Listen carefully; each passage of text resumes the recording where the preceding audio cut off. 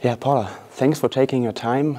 We really appreciate it, and I think our community as well. And to begin with, we are a triathlon community, and so we are thankful that you hosted the first International Triathlon Awards. So how was that actually? It was a lot of fun. It was good to kind of learn a little bit more about the triathlon community. Obviously, I've watched some races, but there to see everybody come together, I caught up with people like Annie Emerson, who had been on the British triathlon teams and had actually crossed over and run in the World Half Marathon Championships back in 2001. So it was good. It was nice. Nice. So, and then second question regarding this: did you ever do a triathlon? No. I guess at different times I've done the elements of it. I've obviously done a lot of running. I love swimming. I live by the sea. I wouldn't say I'm a fast swimmer or a competitive swimmer, but I enjoy it. And then I've used plenty of times the bike, but stationary when I've been using it for recovery aids and coming back from injuries. So you did a lot of cross training, you would say, in your competitive life, so to say? Yes, I mixed in quite a lot of cross training. So in high mileage and heavy training, I would rotate in Nordic ski. So I do a lot of cross-country skiing within the week, well, a couple of sessions in each week there. And when I was coming back from injury, I would use that a lot. Also elliptical, Alta-G, cross-country skiing on snow would be more fun. Yeah, really nice. I think as triathletes, we don't have the problem to do too many sports, so we already do 3 of them, but it's always interesting to hear that from other sports, especially running.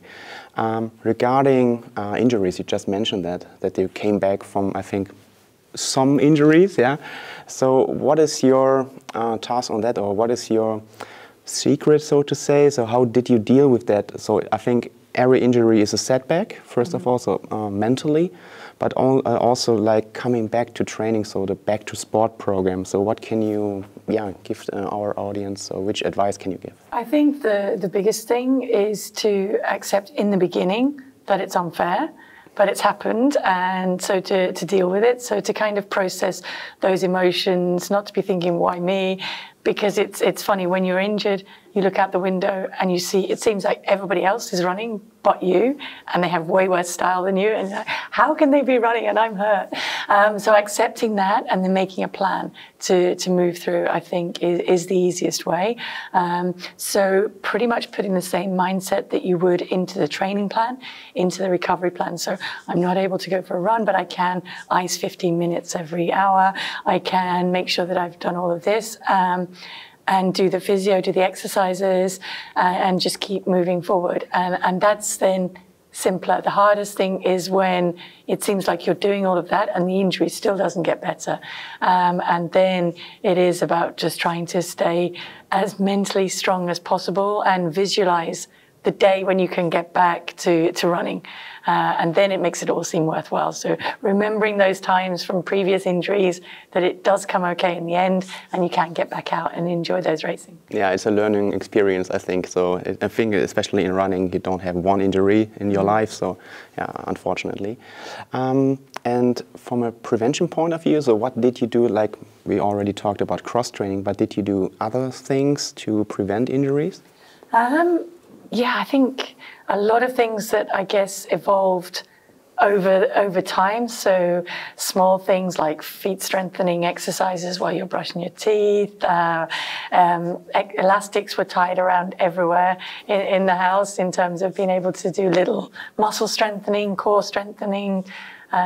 Like my kids grew up thinking a physio ball, a mat, a Swiss ball is kind of part of the furniture. To just use those little things, and then rotating surfaces. A lot of my running was done on trails. Now 99% of my running is done on trails. So I think that helps. Rotating shoes is another good way, making sure that the shoes that you run in are the shoes that suit your style of running as well. So when I was competing, I would go twice a year with a big bag full of shoes and test them on the force plates to make sure which ones I should use for which type of sessions and workouts, and which ones I shouldn't use because they didn't suit my style of running. Yeah, interesting to hear that you already did that in, I think in 20 years ago, I think, yeah. Interesting, really, yeah. So regarding those shoes, do you have or can you recommend a general rule about shoes? So which shoe for a certain workout or a certain workout type, so to say? I think that's one of the things that's changed the most through my career. So when I was really training hard, I would have the racing shoe that I would use for track workouts, for short road workouts and grass workouts. And then I would have a mid shoe that I would use for tempo runs. And then another shoe that I would use for recovery runs and long runs. And now it seems like you could probably get away with the Alpha Fly, the Vaporfly, the Zoom Fly, the Zoom Tempo and X% for a lot of crossover events, and also as a recovery shoe. And so it kind of all comes together a little bit more. But I do think that sometimes psychologically as well, having a different shoe that you associate with this type of training is good. So something like putting the Invincible 3 on makes you think that you're going to do, okay, this is a recovery run. I have to keep it a little bit steady. I have to keep a lid on it, but I can do some strides at the end, and that's okay, to be able to mix those up. And I think also to train with the fast shoes for faster workouts, so you have to be able to run in them. I think that's nowadays more crucial than back in the days, because there's so much technology now in those shoes, right? And I think you have like a big career with all your success, and I will do an introduction where I count all of them. But from your experience, what is the big difference between track competitions and then road racing like marathon? So what was the biggest change also in your training? Because our community is always, they want to know, so how did they train the pros and the most successful athletes? So my training, it didn't evolve a huge amount from the track cross-country training to the marathon. I guess I always trained to my strengths, which was probably pointed more towards the marathon. So the biggest difference would be a longer tempo run and the long run. And that would kind of be the big differences. A lot of the track workouts didn't change a huge amount. So the 10K workout, if you were in shape, if I was in shape to run my fastest 10,000 meters, and I'd done the long runs, I was in shape to run fast in the marathon. So it kind of came together there. And it was also, by the time I transitioned to the marathon, I had already reached a point where I'd built up that strength over a lot of years for the 10,000 meters. And that was what was working for me. So I didn't feel the need to go to super long track workouts because I was doing the long run, I was doing the longer tempo run. So talking about those workouts, and I think our community they want to know that. So what was one of your key workouts for the 10K on the track, for example? So I would have, I guess, a couple of key ones that I would go to on the track. One would be kind of like almost like pyramid set. So starting from 2K reps, going down through mile, 1,200 meters, 1,000, 800, 600, 400, getting quicker, and then going back up again. And generally in total, the reps would total around 10K. And then I would have another, which was a 12K fartlek session on the track, which was broken down into 6K, 4K, 2K. And if I would add together the 6 and the 4K at my best, it would be somewhere close to my 10,000 meter best. But it would be done as a rolling fartlek with 400 meter, 300 meter, 200 meter, 100 meter reps in there. Yeah, I think that's so basically just teaching your body to be able to recover at marathon pace. Yeah, nice. Do you have like 3 tips or 3 key workouts for a successful marathon in your? So if you think about marathon training, what workouts do everybody or has everybody to do to have a successful marathon? I think the first thing is the long run. And so you have to be able to build up the long run. So 5 weeks out, you're kind of hitting the longest run. I never went to the full distance. My longest run was probably about 23, 24 miles.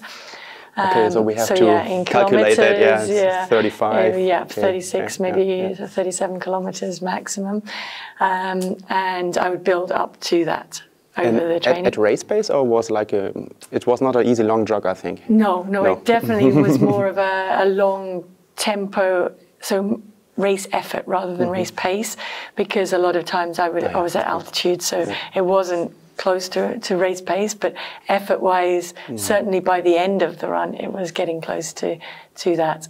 And then the other main one would be the tempo run. So I would be doing 10 miles, 16 kilometers, and that would be at race pace.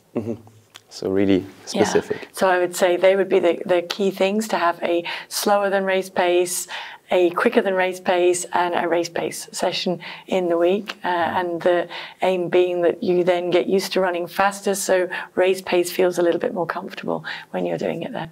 And I think that's like a peak period, so to say. So if you have like a marathon, like the London Marathon, for example, so you want to peak for that.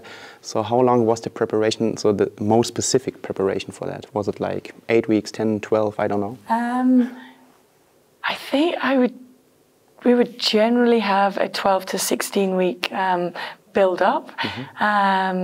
Again, depending on what had come before it, so the shape that you're coming into it. So if I was coming off a track season, I would need a shorter build up. If I was coming off a month off, then you'd need a little bit longer to ease into it.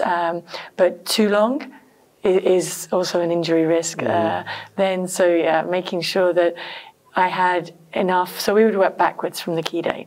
So you would have the 3 weeks taper time for me, which would also involve coming back down from altitude. So I found that it worked best for me to come down 3 weeks before, to be able to run quicker and let my body recover for it, because it was always hard for me at altitude, but always motivating as well in great places.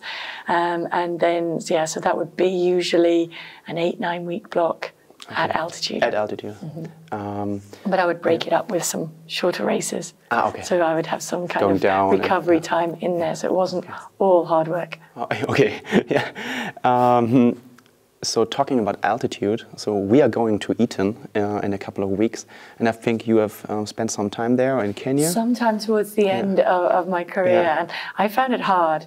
Yeah. Because a lot of my time, altitude really worked for me through my career, but most of the time was in Font-Romeu in the Pyrenees, or in Albuquerque, Boulder, and so those kind of heights worked best for me. 1800, ideal, yeah. And I mean, in Font-Romeu, the track is at 1800. Yeah. I would be sleeping at 1900. And I would run on the plateau, which is between 2000 and 2100. And that worked really well for me. Recovery-wise and pace-wise, I found it a big adjustment in E10 because it's 2400. Yeah. And also, I was getting to the end of my career. So it was, it was tougher. And so I would never have been able to do 8-9 weeks there. Okay. I think the most I did there was 3 weeks. All right, interesting. And talking about Kenya, so what do you think is like I think there's something about that culture, that athletes.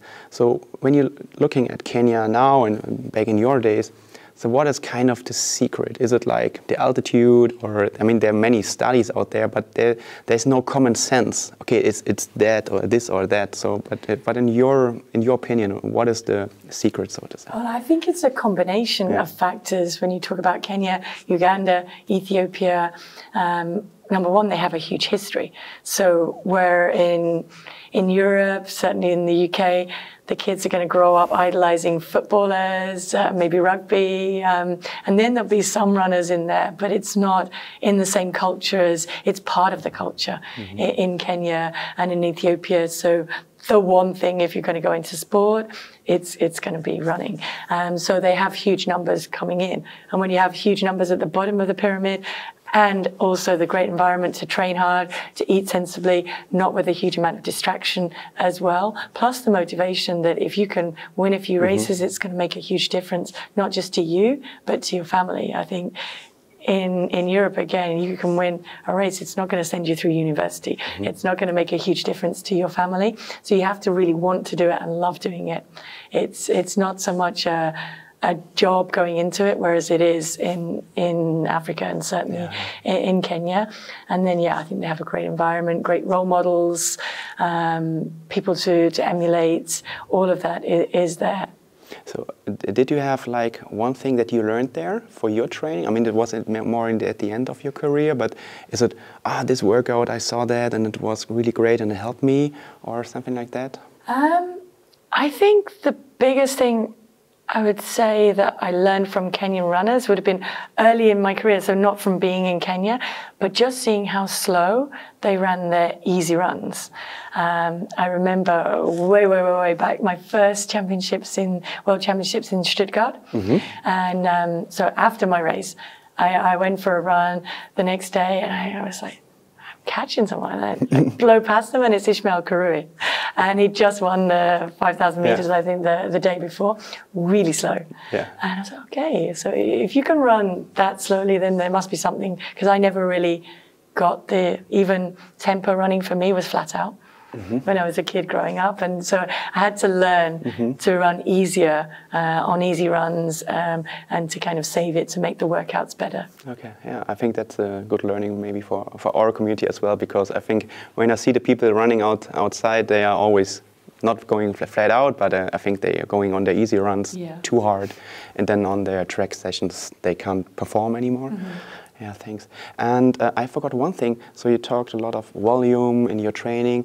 So I think everybody wants to know what's your biggest week or so. But this is not my question. So what is like a normal week, like in the preparation base period? Well, again, when I was running, we didn't have all of the technology to actually give you the exact kilometers that you're running each week. So it was very much, I actually started doing it because people started interviewing me and asking me what my weekly mileage was. Oh, okay, I better work it out. So it was really kind of guessing and based on the fact that I would also bulk up my mileage in the week, because even for easy runs, I would jog 10 minutes and jog 10 minutes at the end. So I would do a kind of warm up, partly because I was asthmatic and in the cold weather that helped. And partly because when I was a kid and we went down to the track, we all warmed up and then we found out the training. So we always did the 10-minute jog at the beginning. So that kind of did pad mine up a little bit. I think the average I would work out would be around about 130 miles, which would be what, 200 kilometers maybe? A little bit less, something like that. Okay. But that was so I worked on an 8-day cycle. Okay. So it was 7 days of running, and 8th day was complete rest. But when they asked me to work out the average, of course, it's the 7 days of running. So when you add in the next week would be less. So it would really go up and down. Interesting. So why did you do that? Is it the 7 to 1? Because very much when I was growing up, the rest days were important to me. So I would rest 48 hours, 2 days before the race, I would rest. And when I first started to race on that then was the Golden League circuit, I can remember I went to Oslo for my first race and I had to call my coach. I said, what are they doing? Everybody's going out for a jog and it's the day of the race. What's happening? Because it was completely alien to me. And I just found that for me to have that rest day meant that the workout on day 1 would be better. So it helped me to get the recovery and probably helped me to put more into those 7 days, because I had, and by day 5, 6, I'm thinking, oh, come on. I'm looking forward to the rest day already. Okay. Yeah, I think our time is over, I think. So thank you very much. Really appreciate it. And hopefully you do a triathlon in the future, maybe. Maybe, I'm not sure about the downhill on the bike. Uphill on the bike, I'm okay. We find a flat course, maybe. Okay, thank you. Cool. All right. Cool.